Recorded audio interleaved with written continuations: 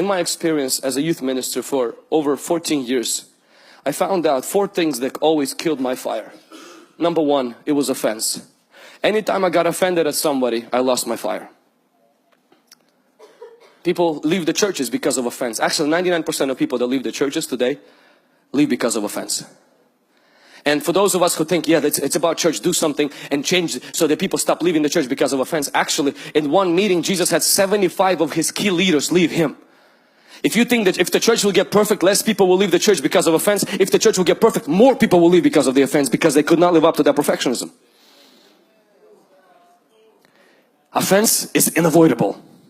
We can only stop causing offenses, but we cannot ever stop having offenses. You will be offended. An offense is the devil's trap to cause your fire to die out. It's just the devil's trap. That's all it is.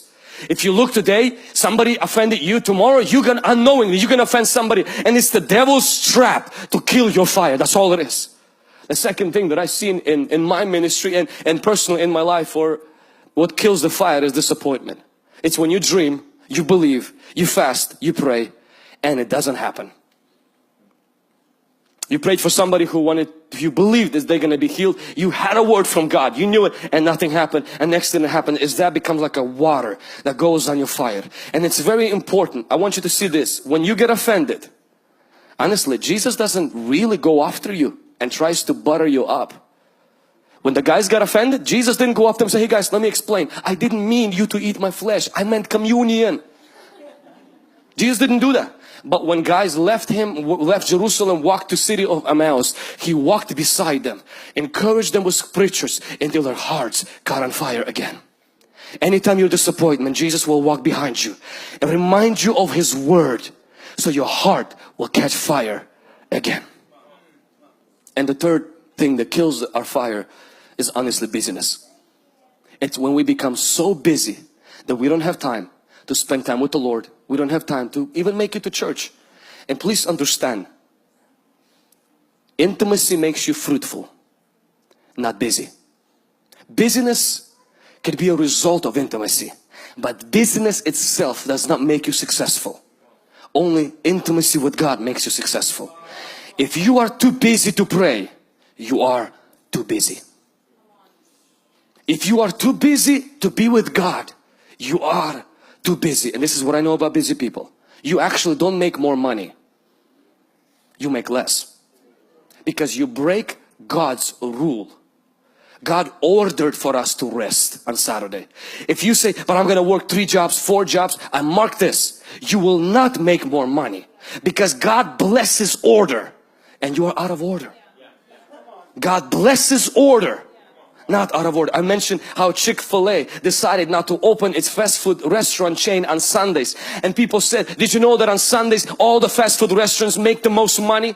And the main guy of Chick-fil-A, he says, I know, but God said and people should take a rest at least one day. And he says, and I'm gonna choose the most busiest day to rest. Average fast food restaurant makes $1 million a year. Chick-fil-A makes 5. Why? Because but it doesn't make sense. Nothing with God makes sense. But when you follow the order, God blesses you.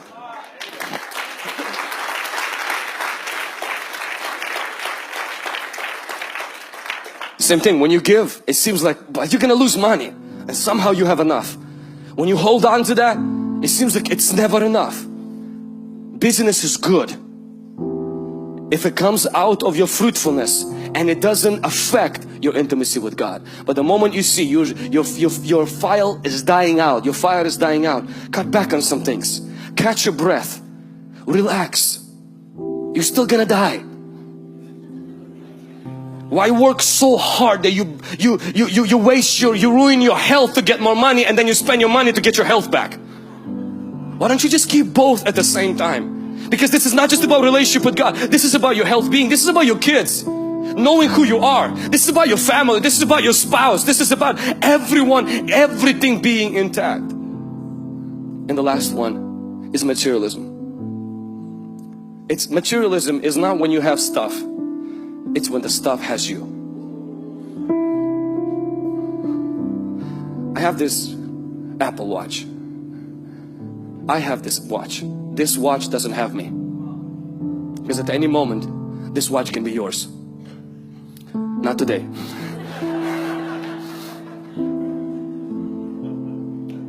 The most freeing thing for my relationship with God has been is when I can hold things without holding on to them. When God has the right to take anything out of my hand, and I have the privilege to take anything out of His pocket.